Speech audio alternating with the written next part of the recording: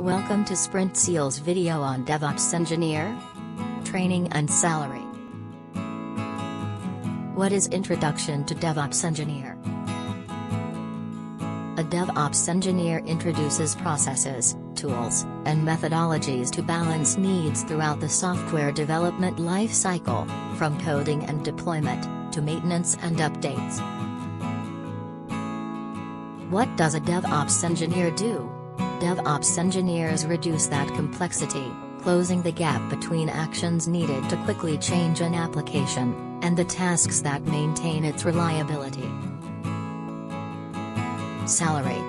The average DevOps engineer salary in Canada is $110,000 per year or $56.41 per hour.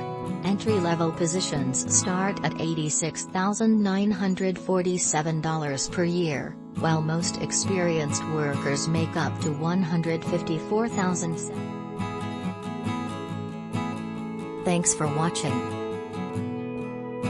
Like, share and subscribe to Sprintzeal.